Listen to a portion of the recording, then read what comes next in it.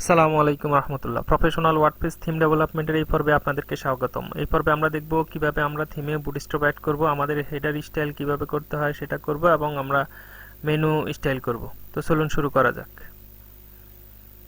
আমরা এখন bootstrap download করলাম গেট বুটস্ট্র্যাপ থেকে, তারপরে ওপেন করলাম জিপ ফাইলটা, তারপরে জেএস বুটস্ট্র্যাপ min.js-টা খুঁজবো, সেটা আমরা আমাদের থিমের অ্যাসেটস জেএস ফোল্ডারে নিয়ে নেব। তারপরে আমরা যাব সিএসএস ফোল্ডারে, সেখান থেকে সিএসএস বুটস্ট্র্যাপ min.css-টা নেব। আমরা wordpress.org-তে সাবমিট করতে হলে আমাদেরকে বুটস্ট্র্যাপ আনমিনিফাইড ভার্সনটা দিতে হবে। মিনিফাইড দিলেও আনমিনিফাইডটা রাখতে হবে। আমরা বুটস্ট্র্যাপ min.css-টাও নিয়ে নিলাম। মনে রাখবেন মিনিফাইড ভার্সনটা দিবেন, সঙ্গে আনমিনিফাইডটাও দিয়ে দিবেন। কল করবেন মিনিফাইড আর ইয়েতে ওটা রাখবেন। তো আমরা এখন জেএস বুটস্ট্র্যাপ জেএস ফাইলটা কল করে নিই wp ইনকি স্ক্রিপ্টের মাধ্যমে।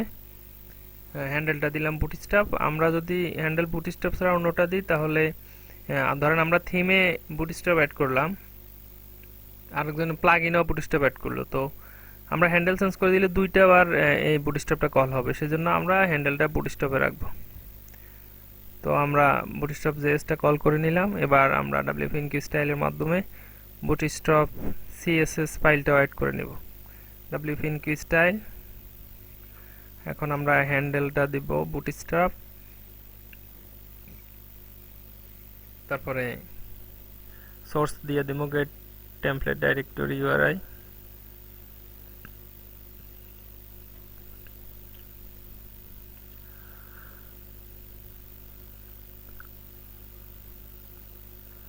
গেট টেমপ্লেট ডাইরেক্টরি ইউআরআই এর মাধ্যমে আমরা আমাদের থিমসের মেইন ফোল্ডারে আসবো। সেখান থেকে আমরা অ্যাসেটস সিএসএস এবং বুটস্ট্র্যাপ min.css টা কল করে দিলাম। আমাদের ডিপেন্ডেন্সি নাই, তাই আমরা mtr এ দিলাম। আর ভার্সনটা ফুল প্যাক ভার্সন দিয়ে দিলাম। এটা আমাদের থিমের ভার্সনটা, এখানে আউটপুটটা আসবে থিমের ভার্সন। আর মিডিয়া দিয়ে দিলাম অল।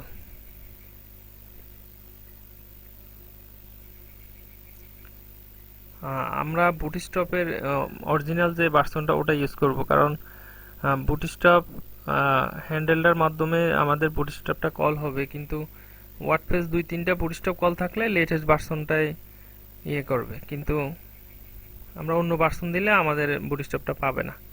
সেজন্য আমরা এখানে অরিজিনালি বুটস্ট্র্যাপ ভার্সনটা দিব। তারপরে আমরা আমাদের থিমের মেইন যে সিএসএস ফাইলটা ওটা কল করে নিচ্ছি, ফুল প্যাক মেইন স্টাইল। সেখান থেকে অ্যাসেট সিএসএস main.css নিয়ে নিলাম। এখানে আমরা ভার্সনটা আমাদের থিমের ভার্সনটা ইউজ করব, যেহেতু এটা আমাদের ইউনিক সিএসএস ফাইল। আমরা এখন বুটস্ট্র্যাপের জিএস এর মধ্যে ভার্সনটা ঠিক করে নেব।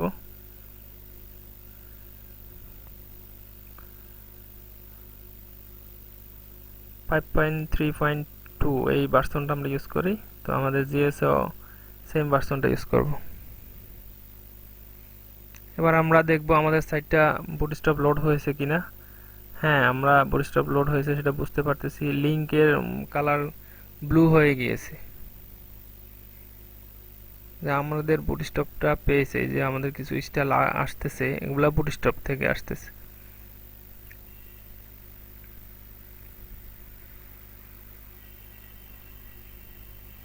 এবার আমরা header.php তে যাব, সেখানে আমরা বুটস্ট্র্যাপের মার্কআপ অ্যাড করার চেষ্টা করব। বুটস্ট্র্যাপের মার্কআপ অ্যাড করে আমরা এখানে বুটস্ট্র্যাপের আমাদের থিমের হেডারটা রেডি করব। এটা হলো আমাদের থিমের কাস্টম লোগো, এটা হলো সাইট টাইটেল, এখান থেকে প্রিন্ট হয়েছে, আর এটা হলো মেইন মেনু। আর বাটন, এটা হলো মোবাইল মেনু, এটা আমরা নিজেরা একটা কাস্টম মেনু ব্যবহার করব, সেজন্য এটা বাদ দিয়ে দিলাম। div কন্টেইনার, div রো, তারপর div college 7 5 আর 7 নিব আমরা। তো প্রথমটা নিব 5 আর দ্বিতীয়টা নিব 7। প্রথমটাতে আমাদের টাইটেল, সাইট টাইটেল এবং লোগো আসবে, আর দ্বিতীয়টাতে মেনু আসবে। তো আমরা এটা হেডার ভিতরে নিলাম। তো আমরা কলেজ 5 এর ভিতরে আমাদের সাইট ব্র্যান্ডিং, যে এখানে সাইটের টাইটেল এবং লোগো আসবে, সেটা আমরা কলেজ 5 এর ভিতরে নিয়ে নিলাম। আর নেভিগেশন যেটা মেইন মেনু যেটা, সেটা আমরা কলেজ 7 এর মধ্যে নিয়ে নিলাম।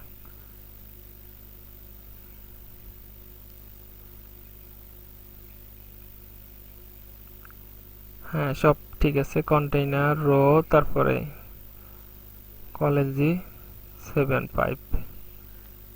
এবার আমরা একটু রিলোড দিয়ে দেখব আমাদের মার্কআপটা আসছে কিনা। হ্যাঁ, কন্টেইনার ভিতরে চলে আসছে আমাদের সাইট টাইটেল, আর মেনুটাও কলেজ 7 এর ভিতরে আসছে। সাইট টাইটেলটা কলেজ 5 এর মধ্যে আছে, এই যে বুটস্ট্র্যাপ থেকে আসতেছে। এবার আমরা মেনুটা, আমাদের মেনু আমরা ফাংশন ডট পিএইচপি তে মেনু আইডিটা চেঞ্জ করছি, ওটা একটু চেঞ্জ করে দিব। মেইন মেনু, তারপরে থিম লোকেশন, মেইন মেনু। আমাদের হেডার মেনুটা মেইন মেনু থেকে লোড হবে। এটা হলো ডিফল্ট পেজগুলো এখানে শো করছে। আমরা ইচ্ছা করলে এখানে ফলব্যাকটা রিটার্ন ফলস করে দিলে আমাদের ডিফল্ট পেজগুলো শো করবে না। আপনি আপনার ডিজাইন অনুযায়ী যখন ইচ্ছা হবে, যদি ফলব্যাক মেনুটা দেখাইতে না চান তাহলে রিটার্ন ফলস করে দিতে পারবেন। তবে ওয়ার্ডপ্রেস রিকমেন্ড করে রিটার্ন ফলস না করতে।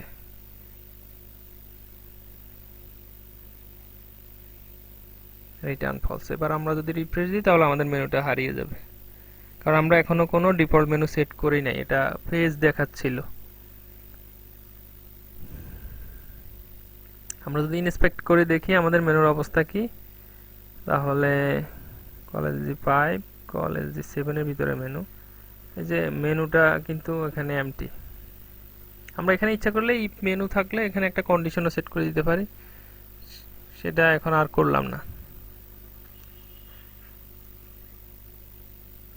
মেনু থাকলে মার্কআপ আসবে, না হলে আসবে না, এইভাবেও করা যায়। ভেজ ন্যাব মেনু। এখন আমরা অ্যাপিয়ারেন্স থেকে মেনুতে গিয়ে আমরা শর্ট মেনুটা মেইন মেনুতে সেট করে দিলাম। এখন যদি আমরা রিলোড দিই তাহলে আমরা ওই যে আমাদের শর্ট মেনুটা দেখতে পাবো।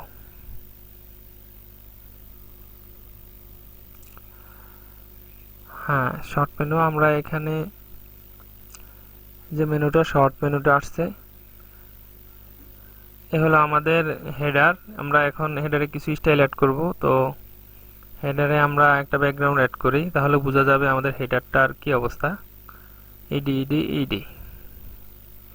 তারপরে আমরা একটু প্যাডিং দিই। হ্যাঁ, একটু প্যাডিং দিলাম। Padding 10 pixel 0। হ্যাঁ, এই যে আমাদের এখন মেনুটা বোঝা যাচ্ছে যে এটা মেনু। মেনু এরিয়া কতটুকু সেটা বোঝা যাচ্ছে। তো আমরা এটা এখন আমাদের main.css ফাইলে দিয়ে দেব। হেডার স্টাইল নামে আমরা একটা কমেন্ট করে নিলাম।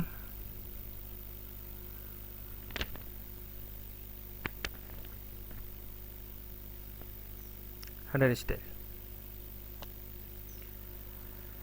এবার আমরা আমাদের টেস্টিং মেনু যেটা, ওটা দিয়ে আমরা আসলে আমাদের স্টাইল দিয়ে টেস্ট করব। সেজন্য টেস্টিং মেনুটাকে আমরা মেইন মেনু হিসেবে সেভ করে নেব।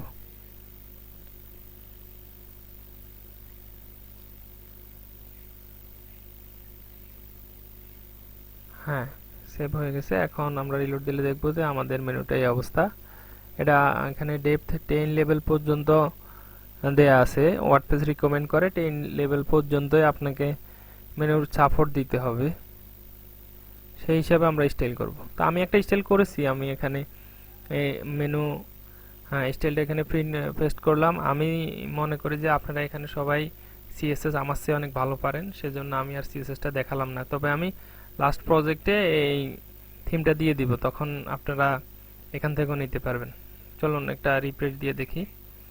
হ্যাঁ, আমাদের স্টাইলটা অ্যাড হয়ে গেছে। এই যে ডেপথ আমরা 10th লেভেল পর্যন্তই আমরা ড্রপ ডাউন সাপোর্ট দিয়েছি আমাদের স্টাইলে। আমি মনে হয় হেডারের স্টাইলটা হারাই পালাইছি, বা মেনু পেস্ট করার সময়টা চলে গেছে। তো আমরা আবার একটু স্টাইল অ্যাড করে দিব এখানে।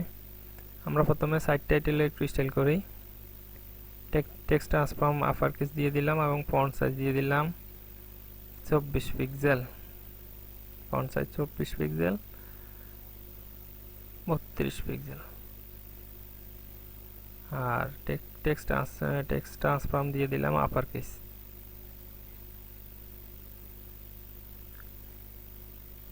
তারপরে হেডারে ওই স্টাইলটা, আগের স্টাইলটা অ্যাড করি।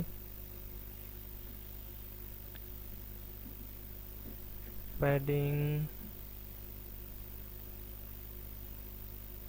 20 পিক্সেল 0, আর background ED.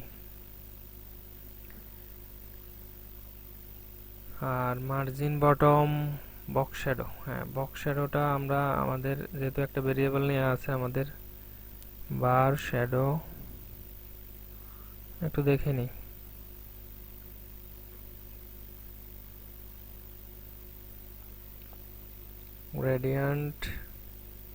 Gradient box shadow W, এই ভেরিয়েবলে আমরা বক্স শ্যাডোটা প্রিন্ট করলাম। আর একটু মার্জিন বটমও দিতে হবে।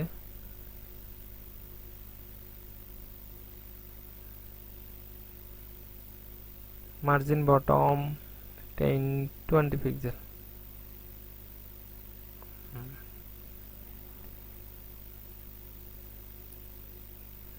হ্যাঁ, আমাদের হেডারের স্টাইল মোটামুটি শেষ। এবার আমরা স্টাইলগুলোকে কপি করে নেব।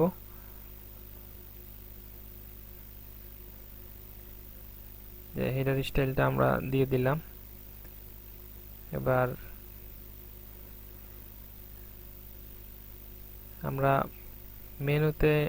মেনুর হোভারে আমরা একটা কালার অ্যাড করে দিব। প্রাইমারি কালারটা দিয়ে দিব, কালার প্রাইমারি।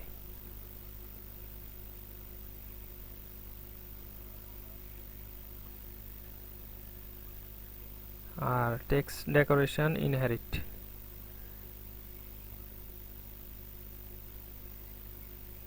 আমরা রিলোড দিব। হ্যাঁ, আমাদের স্টাইলটা পেয়েছে। তো আজকে এই পর্যন্ত। ইনশাল্লাহ আমরা আগামী ক্লাসে ফুটার স্টাইল করার চেষ্টা করব ইনশাল্লাহ।